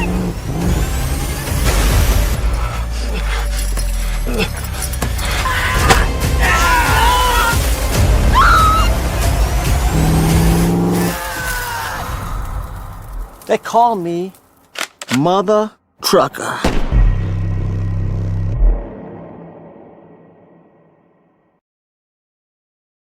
I freaking love that. They call me Mother Trucker. I love that, dude. That was so cool. That wasn't even in the script. I made that up on ad lib when we did it. I thought it was cool, so I said it. So what about Wait, was that you on fire at the end? Yeah, I doubled for the cop that got I lit on fire. Yeah. So your whole body was on fire. Nah, just partial. It was a partial burn. So I love it. You're crazy, you know that. First of all, I think the movie is. I've seen the movie. It's a really good, especially for a film that's not a super high budget. It was done very well. You're great in the film, so you're really really good in it. And is there any way you can turn your phone sideways so you have a sideways thing, or will that pick you up? No, you're good. Oh no, it didn't work. Oh, there you go. Yeah, that's better. So we can see you. That way we're all the same size. So tell us a little bit about that film, because number one, it's like you guys had to beat the Jeepers Creepers truck, so you had to get a bigger truck and a scarier truck than the Jeepers Creepers truck when you did it. Yeah, so tell us a little bit about the film. Yeah, we got lucky. So I was in Ghost Town. It's in by Vegas, Las Vegas. It was a place called Ghost Town, and the owner was super nice. He let us use that truck, and I got to drive the truck.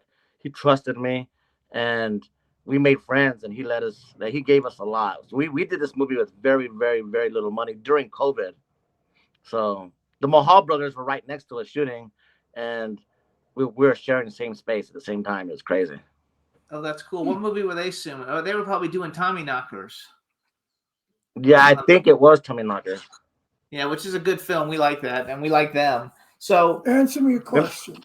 Are your parents still alive?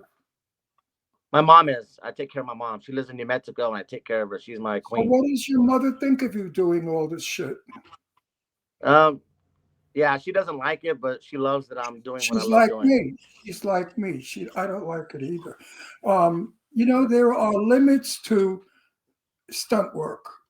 Some people are stupid. Like Burt Reynolds was stupid, and he admitted it, that he never said no and took chances. He broke his back 2 times. I mean, who breaks their back and still does it? Would you? Not now. I got a little girl. I wouldn't. Again? No, he's saying not now because he's got a daughter. Eight, right? She's 8. Oh, she's 9, yeah, but now I have full custody of her, so now I want to make sure You I'm know, around for her. So Yes. I just want to make our audience understand that when you see these actors do these stunts, how dangerous they are. You think they're easy. You want to do them in your bedroom when you jump off the bed. That's a little different. But these stunt artists really, really uh, are living in a dangerous moment. Many of them have been killed, right? oh yeah, I It's know a a few friends dangerous, that died. dangerous job, Mark. You have to. I'm glad you're teaching. Teach. Also, one thing that I think a lot of people don't understand, sometimes stunts can take like a week to set it up, right? I mean, they can take a long Oh time yeah, to set the whole thing and up. we could shoot, yeah, we could shoot the stunt one stunt in a whole day. Like, I mean, sometimes it takes a whole day to do one stunt. Like, a lot of safety involved. A lot of directors try to push you to like get it done faster, but I don't. I won't allow it, especially if it's a SAG film. I won't do it because SAG has a lot of rules, and if once you screw up with SAG or you do something that's wrong, everybody knows your name in a negative way. No one's gonna want to work with you. So Yes. yeah, You But have safety is look at important. you have to watch the movie we just finished called Town Motel: Three Ways to Hell. A stupid extra said he was a stuntman, and he had experience as a stuntman. Now he's working as a But wait a stuntman. minute, you got to see him do the stunt. You will pee yourself. I It is gotta so. watch it. I gotta watch It it. is. It is so disgustingly stupid, and he got paid for that. And he bullshitted and said he was a stuntman. This I hate guy, that. what did he do for? Fake it till you make it. I don't like that. That's bullshit advice. So you people need to be who they are and be honest with who they are and what they can do, because you're gonna get somebody else hurt or you're gonna hurt yourself. He was not a Yeah, he's not stuntman a because stuntman. whatever he did was so amateur. I think he had to fall off a balcony and go into a thing, an air mattress.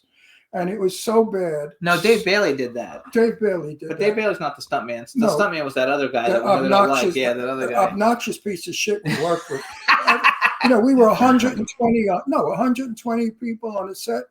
They all hated him. So you can't be Wow. real.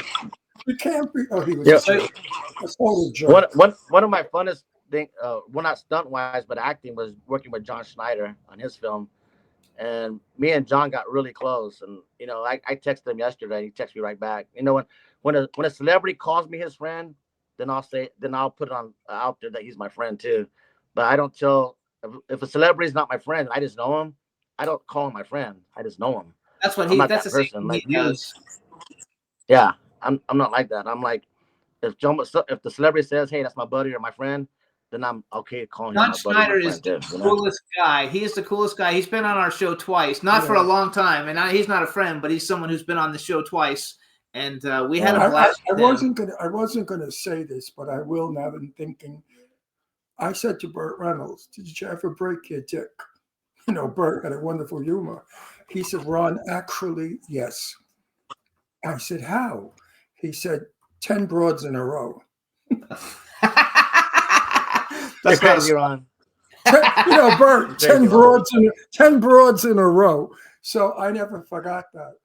So he had a wonderful humor. I loved him. You have To Die For. You're an actor and stunts both for To Die For? No, just acting. And I thought I was getting a small role. When he called me and said, "Hey, do you want to be in my movie?" I'm like, sure. I don't have an agent. I've never had an agent, but I'm thinking about getting one so I get more acting roles. But he called me out of the blue and said, "Hey, do you want to be in my film?" And I'm like, sure. I thought it was going to be a small role. I was his co-star in that role. I had a lot of lines, and I was like, oh my God, that was tough. I'd rather do stunts, but you know what? I had fun acting, so I enjoyed it. But you're good. So I played his nemesis. Who do you play in Jimmy's movie, the new movie? What is it called? Carnival, and we don't have anyone else set up. He's producing it. You're producing it. He's producing it. Yeah, Powderhorn. I played Vidal. Oh no, Powderhorn. Yeah, he was talking about Carnival. No, we have another movie we're doing called The Powderhorn, and he plays Vidal. Tell him about that because that's a great movie. Yeah, Jeremy Howe was amazing. Been a friend of mine for 20 years. Awesome director, writer. I played Vidal, which is a Mexican bandito. They darkened me up a little bit. I am Hispanic and indigenous, but I'm light complected. So they darkened me up a little bit. And right now, John Schneider, he's on board to be one of the leads. And we're hoping to get Zachary Levi as the other lead. And I love if Zachary we can get Levi. Zachary Levi on board, it happens in the 1800s. It's a Western movie. He shouldn't be hard to get. Zachary Levi? Hmm. He's big. I don't know. Yeah, but he's not really Yeah. big in the sense of where he's expensive. He's kind of like, he works, but he's done some shitty movies too, I've seen Oh, him we in- all have. I don't think you know who he is. I Shazam, do. the guy who plays the superhero Shazam. Oh, no. No, you're thinking of somebody else. I'm thinking of somebody else. Yeah, you're thinking of somebody else So because it's this a guy's with a big. symbol Well, in he there. lives over here where I'm at. He lives in my area, so yeah, I'll get a hold of him. So You guys, Baca has worked with some cool ass people. Jason David Frank, rest in peace, was a yeah, he's a friend. good friend of mine. We're really tight for a long time. Oh, I don't have it here. It's at my studio, my karate studio. But Jason David Frank, most Power famous of Ranger, all he the was Power good. Rangers. Right? He would And then give me a lot of stuff to Taylor sign it. Oh What's yeah, that? Taylor Lautner, yeah, Taylor Lautner for the Guys, Twilight Taylor movies. Twilight movies. He's like worked with Uh-huh. some dope ass people that are really cool. And he also has a movie he just finished shooting, and Toy two of the Maker. people called The Toy Maker, and two of the people in it are Robert Lasardo and Sherry Davis. We love Sherry You Davis. work Oh, with Sherry and Davis? Is she a piece Rashad of Evans too, UFC champion. Rashad Oh Evans. yeah, Rashad Evans, a UFC champion. is I that- just picked the other two because we know him. Is that Sherry Davis not a piece of ass or what? She's my favorite piece of ass. I love Sherry. We're very good friends. And at every affair we go to, she always has her tits hanging out. So I take these romantic pictures with me with my arms under her, grabbing her. She's a sexy son of a bitch. I love Sherry Davis. She's one of my dearest friends. So that won't come out for a while though, right? Because you just shot that. Yeah, That'll be- it'll be out by March. It'll be out by March. And Oh, there I've you known go. Sherry Hey, for a long time. how did Sherry do? Because she Pretty great. I worked with her before. She's good. what did you work with her before on? It was a movie called The Silver Case, like 15 years ago. Oh, that's so funny. Yeah. We love Because Sherry. Sherry and I talked about it. Off camera, we know our lines. The minute we go on camera, we forget our lines. So I use a plug now. Now Jimmy talks to me. He gives me. I know my lines. I just don't know where they belong. That's funny. So you have another. It's part of 85. 85 years old. You do lose. Look at Johnny Manthis. He had to retire from singing, not for any reason other than he can't remember his lyrics. And he sang these a million times over and over again. But he's 90, so his mind. So you guys, he has another film, and we actually went to the premiere, which I thought you were going to be there, but you weren't there, right? For Roadkill, you weren't there. We didn't meet you. Right? I wish I would have went, but I couldn't go. But director Warren Fast, he was amazing. He wrote the story, and he was so good to work with. I really enjoyed. I wish I could have acted in it, but I did the stunts. Jeff helped out. We did the stunt work, and I did all the coordinating. Yeah, I've earned his respect because we helped save the production several times, and it's those little MacGyver moments that I know how to do that help save a movie set. And he realized that, and he told me I was gonna hire a guy from Atlanta, but I hired you instead. And I tell you what, he's a state police officer too in Florida, and he's about to retire, I believe. But he's such a good Christian man, good person, just a good person all around. So you guys have a movie with amazing. Caitlin Carmichael, Ryan Knutson, Danielle Harris, who's a huge, horror icon. Green Queen. Yeah. And, your film that you shot in Texas, you hired all Texas actors because Sherry Davis lives in Texas. Well, Robert Lasardo, we flew him in, and Rashad Evans, we flew both of them in, but everybody else pretty much Texas-based. We had a couple of females play escorts in my part. We're from California, but yeah. I love it. We love Sherry. Wait, do you get to kiss Sherry Davis in the film? No, I promised my lady I wouldn't do nothing like that. So I don't kiss. He doesn't. He won't kiss anybody in a movie because of his wife. Oh, bullshit! No, lots of people do that. I love that. No, I would ball a handsome guy in front of you Jimmy. wouldn't. No, he's so full of shit. I don't care. It would never fucking happen. I respect my lady. If something doesn't feel right, I won't do it. So I think that's good. You know who else? There's another actor who does that. The guy who's on Neil Neil McDonough. McDonough. Yep. I love him. He's a great actor. Listen, I worked Yeah. with Sophia Loren, and I got a kiss out of Sophia off camera, of course. I asked her for when we said goodbye. I said "Dame un bacio," and she said, But she kissed you on the cheek, not on the fucking mouth. Well, I aimed for her mouth, my tongue out, but I missed. I love it. Which I think it's terrific. I think honestly, I think that Nicole is. I don't think so. I think Nicole is one of the most beautiful women I've ever met. She should be secure enough to know that it's only a make-believe kiss. It's not even a kiss. We don't even kiss. We go above. One lip above and one lip. We don't do mouths open with tongues and spit in each other's mouth. So I want to talk about a couple other things because you do so many different things and you do a lot to give back. First of all, you reopened your karate studio, Baca Martial Arts Academy. Is that still what it's called? So tell everybody a little bit about it, because if anybody's listening from Texas and they want to take classes, they can go to you. Yeah, I'm a proficient. I'm a 6th-degree black belt under Jason David Frank, the Green Power Ranger, under his style. I'm also a 6th-degree black belt in Taekwondo. I've done Golden Gloves boxing. I was a cage fighter. I did MMA for years before MMA was popular, and I fought in the cage 16 times. I got a kickboxing record. I've been kickboxing forever. I'm good friends with Mike Winklejohn, Greg Jackson, are good friends of mine. I grew up in the business, the fight game, so I know a lot of fighters. I've competed with some of the best, Shoney Carter, a lot of guys in the business. But now my focus is different. I want to build leaders. So now that I'm teaching again, to keep myself in shape and teach my daughter what I can give her my talents, but also teaching kids. I want to build leaders out of these kids, and the martial arts is different for me now. I don't want to train fighters no more. I want to train athletes.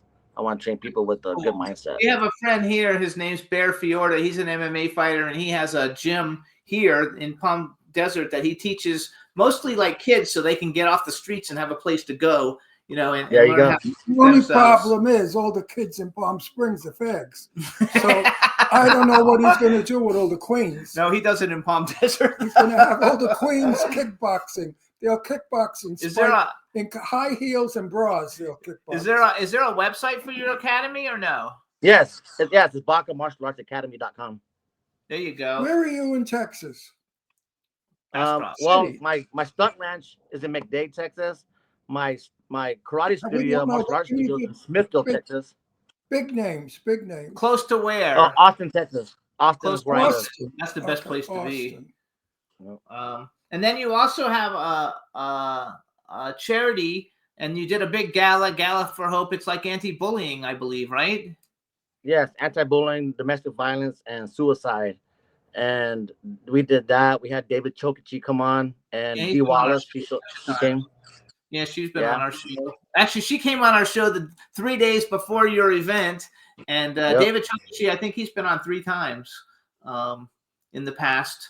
And basically, though, it's a charity, right? This is that's something that you do to give back to because you do a lot of things to give back to the community. Yes, I help kids, and whether they can afford it or not, or schools can afford it, I go to schools, I mentor kids. I've been doing it for 30 years.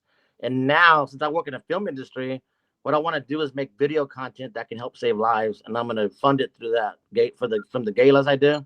I'm going to fund it, or we'll just pay for it ourselves. Who's funding the movie that we're all in? We don't have the funds yet. We're working on it. Well, how come we don't have the funds? I don't know. You got a couple of $1 million bucks. That's nothing. 2 or 3 million is nothing. Yeah, right. I love it. So here's a question I like to ask everybody, and it'll be different for you. I'm going to make it a 3-part question for you. Number 1, if you could have ever been in any movie that's ever been made, what movie would you like to be in? The second part of the question is male and female actor that you would love to work with. They could be living or dead. And number 3 is if you could have been like doing the stunts for any movie that's ever been made, what movie would you like to actually do the stunts for? Nice. Well, I'll go backwards. So stunt wise, I've always been really fascinated by the Fast and Furious franchise, the driving. Either that or Transformers. I would love to do stunt work for something like that when it comes to stunt driving. I got a good friend of mine. I actually did the costume design for Too Fast, Too Furious. Oh, wow. That's back in the amazing, day. man. It was great. And being on the Yeah. set was so much freaking fun. But they fired him No, they didn't. because all the men, the crotches were cut away. Yeah, right. It was very That's fun. funny. Okay, go ahead. I didn't mean to interrupt, but I just wanted to give No, my no, no. 6 You're separation. good. You're good. And then so that doing stunts for that, and then the second question you said, male or female who would like to work with? Male and female, yeah, and they could be living or Yeah, dead. let's It doesn't have to be. Well, one of mine was John Schneider, and we become good friends, so I kind of could check that off my thing. But if I had to pick somebody else, that Neil McDonald, I would love to work with him because he's such a good person. I like him a lot. I respect him. I do too, and I think he got blacklisted by Hollywood, and now he's come back, because he's on that Tulsa King. He's on Tulsa King. He's the guy that was still feeling up all the girls. No, he's not. No, no, he got blacklisted because he was a huge star, but he wouldn't kiss any other females, and so Hollywood blacklisted him. Oh, I thought it was the other guy that came back. He was in Walking Tall. He was the bad guy in Walking Tall with the clock. Oh, yeah. That was a good movie. I love that one. Why wouldn't he kiss another actor? Because he's a Christian and he doesn't believe in it. So respect his wife. He didn't do it. Yeah, when he goes to the brothel, I wonder if he doesn't. Oh, he doesn't. Anyway, go ahead. Next. That's such bullshit, Christian. I mean, don't we push it a little too far? I don't think so. It's a fucking movie. It's not a porno movie. It's a regular. You know how we kiss in Hollywood? Here's the lips. Here, we go above. We don't kiss that stupid fucking asshole.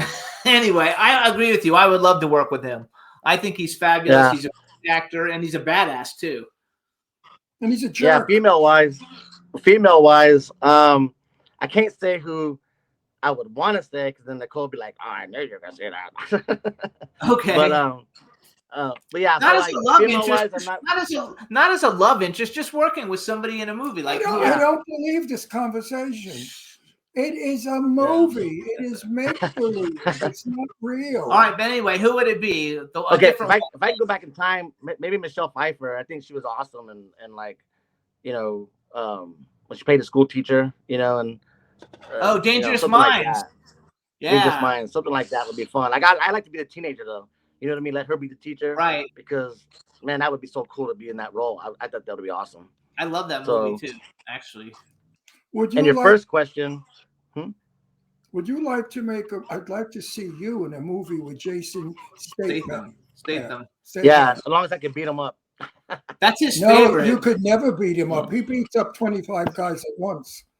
Oh, I know. Yeah, he's Jason and Statham. he doesn't even, and he hasn't a scratch or bleed. Do you like Jason Statham? Excuse me. Do you like his movies? That's Ron's favorite. I could watch him all day kicking and beating the shit out of people. It is. Oh yeah, funny. he's an amazing actor and amazing martial artist too. Yeah, I think he's a great. Yeah. Yeah. Does he do it correctly? You would know. Yes, he does. Oh yeah, I've Jessica Alba and all those guys. They're amazing black belts. They're legit. So he really does it well, authentic. I love it. Oh yeah, he does. Yeah, he's legit. He's not fake. Yeah. Wow, because it looks good on film. We watched one of them the other night. I love to watch him beat people up. We watched the Transformer 2 the other night. We saw it a long time ago, but we watched it again the other night. The end of the movie is like 20 minutes of him beating up sets of 10 people. So he goes from 10 people in the garage, he kills them. Then he goes to the park and beats up 10 people in the park, all in the film, the end of it. I said, he must be fired. He's just beat up 64 people. And not a scratch. Right.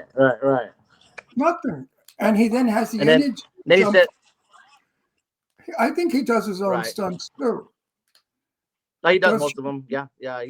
He has a stunt double for certain things, but yeah, he does most of the stunts. He does. He's an incredible. Do most of the actors have stunt double? Like they say, Tom Cruise does a lot of his.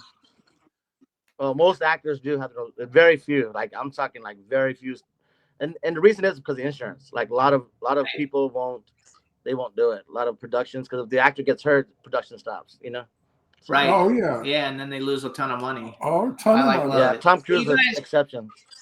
You guys, this is he's like executive produces all his. So you guys, Mark Baca Anthony, you can follow him on Instagram. It's Extreme Force Hollywood Stunts, but it's not EX, it's just with an X. But his actual website is Extreme when you spell the whole word extreme out. ExtremeForceHollywoodStunts.com. I'm going to guess. Yes, sir. .com. .com. So you guys follow him, check out his work. Six Wheels from Hell. Where can people see it? Do you know? Oh yeah, go to Tubi, Amazon. Check those places out. Check him out. It's on out Tubi. there. I mean, that's him as a star, the star of the film. And Yeah, invite us to the red carpet. Oh, that's already out. It's been out. Oh, for No, Right no, on. why did you fucking jump my gun? I'm going to kill you one day on the air, and we're going to have So the highest. come on, we have to go. We're out of time. We're going to have okay, we have to go. So we're going to finish. have the highest rating when I kill you Yeah. on television. Hurry up! You got no time. The Sherry Davis film. Did you have a carpet for that yet? No, we will though. I'll let you guys know. You guys come to the red carpet. Let's make it big. Absolutely. I want to go to that carpet for Sherry. I want to support you and Sherry. And you and Robert. And Robert, yeah. We love Yes. it. And the Appreciate UFC guy who we don't know, but we'll always support. So Yeah. you guys, this is Mark Baca, Mark Baca Anthony, I thought. Mark Anthony Baca. Either way, he'll answer to both. Thanks for tuning in, you guys. We'll see Thank you guys you, Mark. next time. Nicole, we'll see you soon. And everybody have a great weekend. We'll see you next week. Bye, everybody. Bye, everybody. Jimmy, This is MC Alfred. and Ozzy. I'm just chilling, Jimmy Star, yo, sitting down and designing. Why every man in thinking, what are we gonna be wearing? Yo, I'm a Liverpool MC, you can't test me. Big up the girls inside the party. Let's get down to crazy Jimmy. Big up myself and known as Alfie, the one and only, the Turkish MC. Always love the clothes of Jimmy. British, I'm your one I wanna be. Jimmy Star, new celebrity. We'll take you out.